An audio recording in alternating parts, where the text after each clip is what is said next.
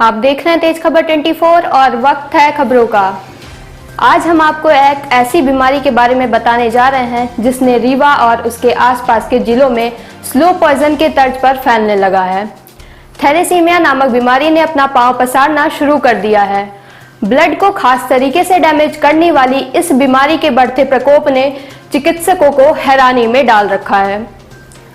हालत यह है कि महज 4 महीने में 52 मरीज इस बीमारी से ग्रसित सामने आ चुके हैं, जिन्हें एसजीएमएच के ब्लड बैंक से हर माह मुफ्त में रक्त उपलब्ध कराया जा रहा है। इस बीमारी की उम्र 9 माह से लेकर 17 वर्ष के बीच है। जानकारी के अनुसार थैलेसीमिया एक वंशानुगत बीमारी है जो पहले आमतौर पर आदिवासियों में पाई जाती थी। जानकारों की माने तो यह बीमारी जन्म से ही बच्चों में होती है। इस बीमारी की वजह से मरीज के शरीर में खून बनता है, लेकिन वह खून ज्यादा दिनों तक सुरक्षित नहीं रहता। इसीलिए थैलेसीमिया से ग्रसित बच्चों को बार बार खून की जरूरत पड़ती है। चिकित्सकों का कहना है कि बच्चे जब तक जिंदा रहेंगे तब तक उसे खून की जरूरत पड़ती रहेगी। विंध्य क्षेत्र में यह बीमारी पिछले कुछ सालों से तेजी से बढ़ रही है। यही वजह है कि मरीजों के आंकड़ों में बेतहाशा वृद्धि हुई है। चिकित्सकों के अनुसार इस बीमारी से ग्रसित 400 से अधिक बच्चे अब तक सामने आ चुके हैं। इनमें से 52 मरीज तो 4 माह में ही सामने आ चुके हैं। केंद्र सरकार ने थैलेसीमिया नाम की बीमारी को लेकर मरीजों के मुफ्त उपचार की योजना चला रखी है। इसके अंतर्गत रक्त कोष पोर्टल शुरू किया गया है। इस पोर्टल में थैलेसीमिया के मरीजों का रजिस्ट्रेशन किया जाता है। इसके बाद वह जब तक जीवित रहते हैं तब तक मुफ्त में रक्त उपलब्ध कराया जाता है। इसके बदले ब्लड भी नहीं एक्सचेंज कराया जाता।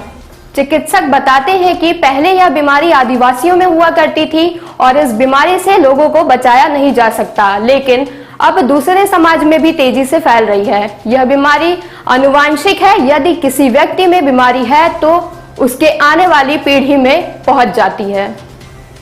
विशेषज्ञों ने बताया कि थैलेसीमिया के मरीजों का इलाज तो है, लेकिन इसे कम ही लोग करा पाते हैं। इस बीमारी से ग्रसित बच्चों के माता पिता अपना बोन मैरो ट्रांसप्लांट करके बच्चों को बीमारी से निजात दिला सकते हैं, लेकिन जब कोई व्यक्ति बोन मैरो ट्रांसप्लांट कराता है तो उसे ताउम्र दवा के सहारे जिंदा रहना पड़ता है। इतना ही नहीं, बोन मैरो ट्रांसप्लांट करने के लिए लाखों रुपए की जरूरत पड़ती है, जो आम आदमी के लिए संभव नहीं है। इसलिए सरकार ने ऐसे मरीजों के लिए शासकीय अस्पताल में फ्री ब्लड देने का प्रावधान बनाया है। सर, ये थैलेसीमिया इस समय अपने यहाँ काफ़ी तेज़ी से बढ़ रहा है, तो क्या है ये और किनको प्रभावित करता है? एक्चुअली थैलेसीमिया जो है वो एक जो आपने देखा होगा ब्लड में हीमोग्लोबिन होता है। हीमोग्लोबिन में एक तरह का आनुवांशिक विकार होता है, जिसमें उसमें जो दो तरह की चेन्स होती हैं। उसमें एक तरह की चेन में प्रॉब्लम आती है, कभी कभी दोनों चेन्स में प्रॉब्लम आती है। उसी आधार पे वो कितना ज़्यादा सीवियर है, उस आधार पे हम थैलेसीमिया मेजर, इंटरमीडिएट और माइनर को में डिफ्रेंशिएट करते हैं। मेजर वालों को जो है वो बचपन में ही बहुत सारे कॉम्प्लिकेशंस चालू हो जाते हैं। इंटरमीडिएट वाले जो है वो ठीक रहते हैं, बीच बीच में उनको ज़रूरत पड़ती रहती है।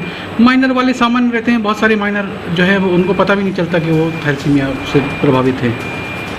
कितने बच्चे अपने यहाँ रजिस्टर्ड हैं थैलेसीमिया के? देखिए, आज की डेट में हमारे पास 86 बच्चे हैं जो रजिस्टर्ड है थैलेसीमिया के लिए।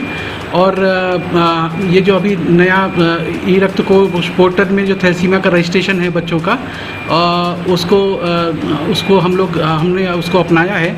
और उसके कारण जो है वो पूरे उसमें एक रजिस्ट्रेशन नंबर मिलता है हर बच्चे को। जिसका भी रजिस्ट्रेशन होता है उसका रजिस्ट्रेशन नंबर मिलता है। वो रजिस्ट्रेशन नंबर से हम उनका कार्ड बना देते हैं।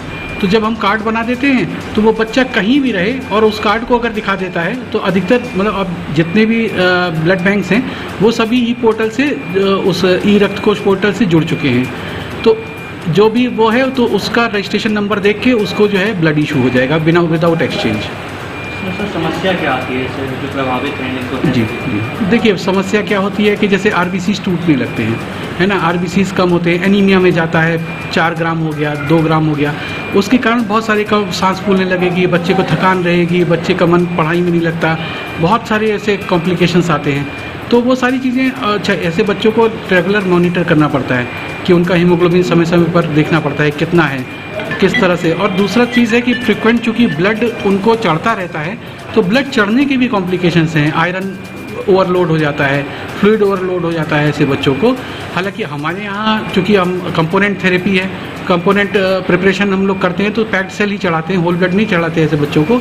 मगर जो पेरीफेरी के ब्लड बैंक्स हैं जहाँ पे इस तरह की सुविधा नहीं है, तो उनको कभी कभी होल ब्लड चढ़ाना पड़ता है, उसके कारण थोड़े कॉम्प्लिकेशंस होते हैं। तो इस तरह के बच्चों के माँ बाप को के ऊपर बहुत बड़ा परेशानी रहती है, बोझ रहती है, और इसको ही गवर्नमेंट ने समझा है और इसीलिए इस तरह के पोर्टल बनाए हैं कि इनसे जो है ये बच्चे चिन्हित हो जाएं, इन बच्चों को जो है मदद मिल जाए इस विषय में कि उनको एक्सचेंज में देना ना पड़े ब्लड, और साथ ही उनके पैसे भी ना खर्च हों।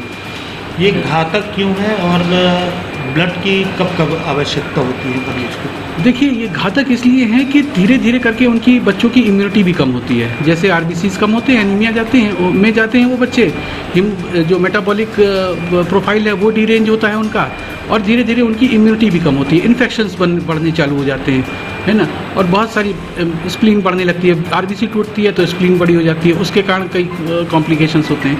तो ये जो है ये इसलिए घातक होते हैं। तो इसी के से को रोकने के लिए कि इस तरह की चीज़ें बच्चों में ना हो, फ्रीक्वेंट उनको ब्लड मिलता रहे और वो रेप्लिश होता रहे, जितना भी ब्लड टूटे वो वापस से आए, इसीलिए इस तरह की उसका विस्तार किया गया है। सर, अभी तक कितने बच्चे चिन्हित किए अपने ज़िले में?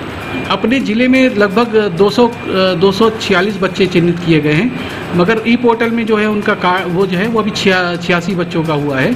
और धीरे धीरे करके जैसे जैसे बच्चे आते थे, देखिए इसमें क्या होता है कि जो इंटरमीडिएट तक के बच्चे होते हैं उनमें महीने में एक बार ब्लड तो लगता ही है, और कई बच्चे ऐसे भी हैं हम लोगों ने देखे हैं कि उनको जो है कई बार 10 दिन में 15 दिन में ऐसे ब्लड लगता है। तो जैसे जैसे बच्चे आते जा रहे हैं उनको उनके माँ बाप को उसकी सुविधा के बारे में बताया जाता है और उनका कार्ड हमारे यहाँ इसको दिया जाता है।